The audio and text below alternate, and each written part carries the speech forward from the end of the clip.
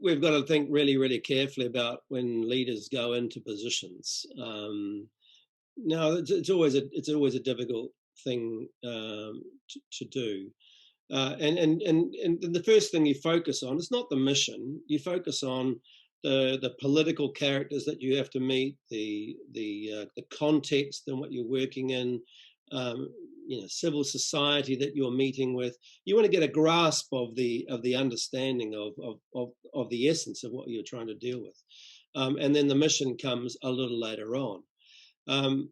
The way that we do the kind of the preparation for people coming out to missions is to bombard them with a massive amount of, I think, irrelevant material. I mean, what I needed to do was to get the basics. I need to have somebody probably alongside me, working perhaps when I was familiarizing myself in New York and going through that process, coming out with me that can perhaps help me while I was doing that.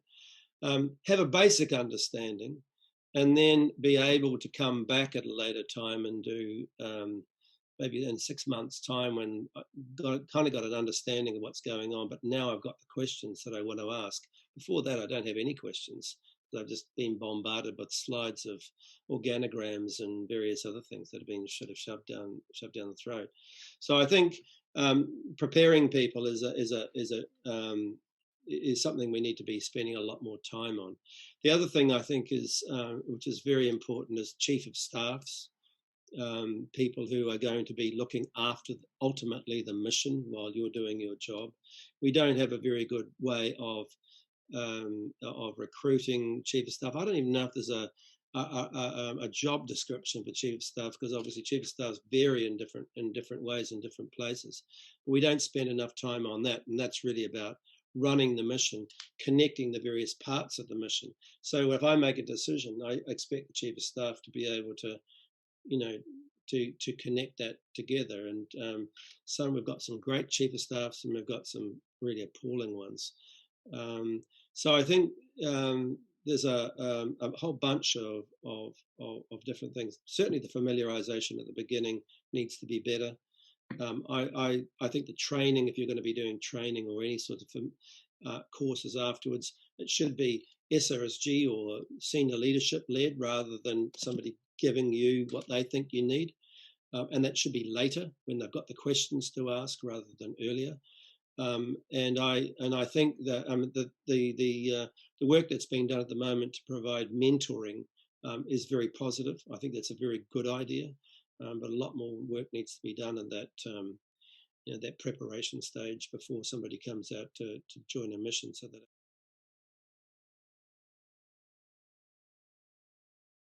I do think that the UN is an extraordinarily complicated animal, and it's a huge bureaucracy as well. So it's got all the intricacies of the bureaucracy.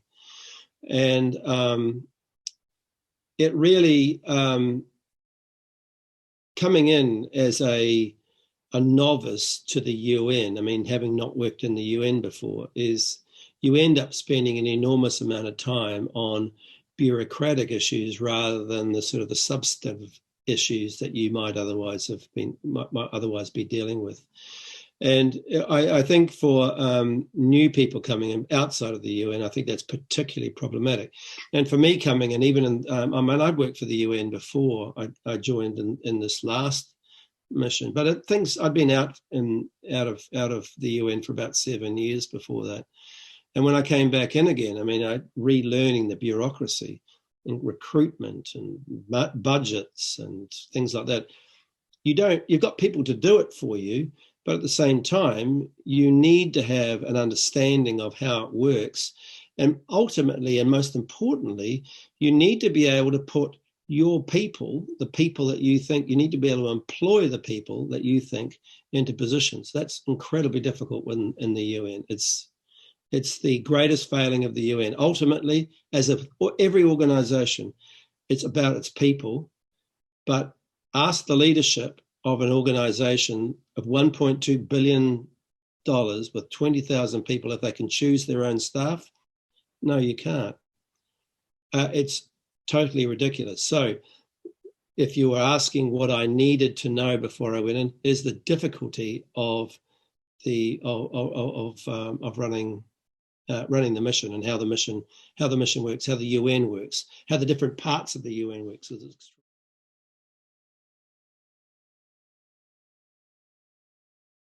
I found when I went into UNMISS, and this is just one example, but it might not work for others, that in the first few weeks, we would have a meeting once a week, and I would be finding out things at that meeting that I needed to find out. I needed to know days earlier or whatever, and so what we ended up having was at 8:30 every morning we had a 15, maximum 20-minute meeting with the senior leadership, not just those 7, but also the other heads of divisions around the table. And we went very quickly around the table. Some people wouldn't have anything to say on a particular day because nothing relevant. That's fine. But I got to hear what was going on. I was able to tell them this is what we're hearing at the moment. We had our JOC and our JMAC being able to report on what the issues were at the moment. So everybody walked out of that meeting understanding what everybody else was doing. But more, just as importantly, what I would often find, because the conference room was just outside my office, is that I'd walk out 10 or 15 minutes later and we'd still see 2 or 3 people standing there talking to each other or come. And that created the ability to be able to create discussions that otherwise people would go away into their own little room and they'd never see each other. So I think it's a combination of both the way that you take decisions and the way that you work together, but it's also about institutionalizing some of that meeting practice so that having those meetings in a way which creates the conditions by which people can't but help work together, if you know what I mean. And that was just one. I mean, other people do it in other ways, but and then the brainstorming meetings and things like that also helps bond people together because they're able. Everybody's opinion is is equal as anybody else's in that sort of a situation. Whereas in a more formal meeting, it's often a little more difficult to be able to capture that.